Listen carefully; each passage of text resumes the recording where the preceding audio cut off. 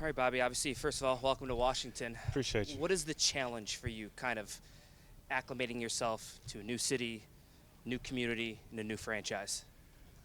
Um, Honestly, it's just learning the defense first. I mean, it starts with ball. I feel like once you get the defense down and really getting to know the people that you get to play with, their style, their energy. I know DQ a little bit, so I know the structure a little bit as far as like how the days are going to go and things of that nature. Outside of that is just trying to get your routine down, where you're going to do your off the field work, things of that nature. I'm excited to be on the East Coast. I've never been over here, so just been exploring stuff too.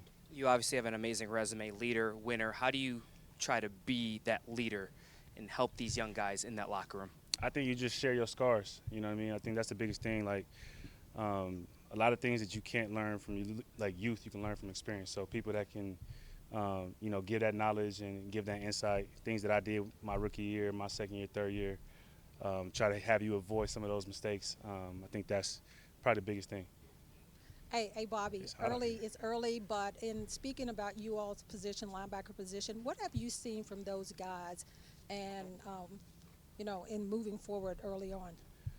I think we got a really cool room. I think from Coach Norton down to everybody that's in the room, I feel like it's a great group of guys, really smart, fast, want to hit, want to learn, want to take charge of the defense. And so I'm excited just to, whenever we put the pads on, get out there and just start making plays.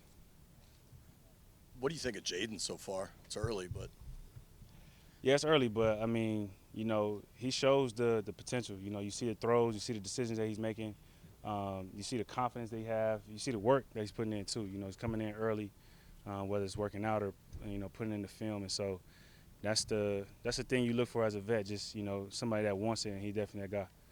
and when you were coming here, did DQ kind of pitch you on a role as showing these guys how we built things in Seattle? Like, how were those conversations? How did you envision what you would do here?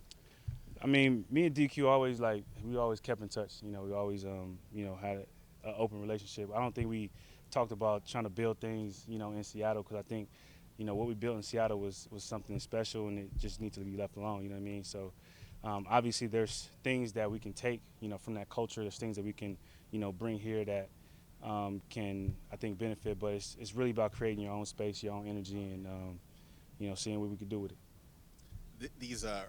This early part of the offseason with so many new faces, for you, what's sort of the main point? Is it just like getting to know the guys? You mentioned learning the playbook, but like there's so much that goes into getting this defense going. What do you think for you is sort of like the main?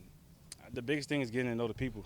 Getting everybody's name, from everybody that plays to the chefs, the people that make the food, to the people that take care of your jerseys and things of that nature. I think that's the biggest thing is creating that rapport, because football is going to be football, but it's the teams that grow the closest, that come together, that I feel are the ones at the end of the season, happy with their results. So for me, I think it's getting to know the people, not just the players, but everybody that makes this whole operation work. And we're asking a lot of the guys about your leadership. What are you kind of bringing from that perspective?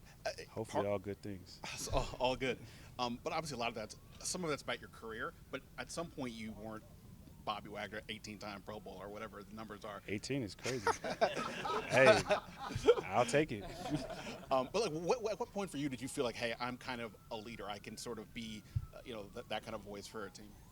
I think the middle linebacker position always naturally, you're a leader because you call the plays, you have to relay the messages, you're the one that tend to communicate the most in most cases. So I think it started with people around me. Obviously, Coach Norton was always putting that into my mind, like being a leader.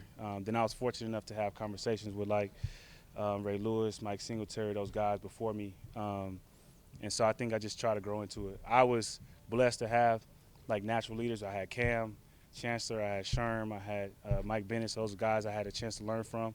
And, when it was my opportunity, I tried to take advantage of it. When you call the plays, is your cadence something that you developed over time, or is that just Hey, you got to grow up, man. At some point, you got to grow up, okay? See, that's my job, too. You got to tell people to grow up. Sorry, go ahead. See, now he mad. Go ahead. When you were coming up, did you specifically develop a cadence, or is that something that like when you're calling a play, is that something you think about at all? Because we talk about it a lot with quarterbacks, but I don't know about middle linebackers. Well, I mean, your rookie year, you just don't want your voice to crack. You know what I mean?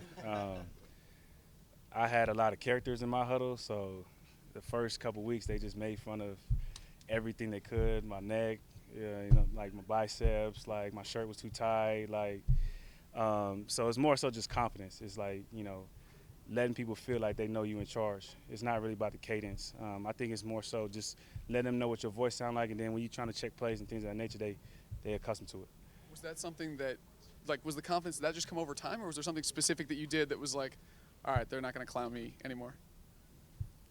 No, I think it just came with time. I think it was just kind of funny. So to be honest, I had started doing the Invisalign, and so I had like a lifts the first couple things. So they was, always like getting on me. But after that, I was good. You said it's the first time on the East Coast. Do you have any challenges, or what are you expecting with that The lifestyle? biggest challenge is being on the East Coast is trying to watch a basketball game. It's like the game that I want to watch comes on at 10:30, comes off at 12:30, and then practice I got to be up at 6:45 or whatever it is. That's been the hardest part. Luckily, Lakers not playing, so I'm cool. But I want to watch Kyrie play. But hopefully they change that just for Bobby, I guess. Appreciate you. I'm just saying, 10:30 is not a good time to start a game. I think for this round we're good though. I think it starts earlier. Yeah.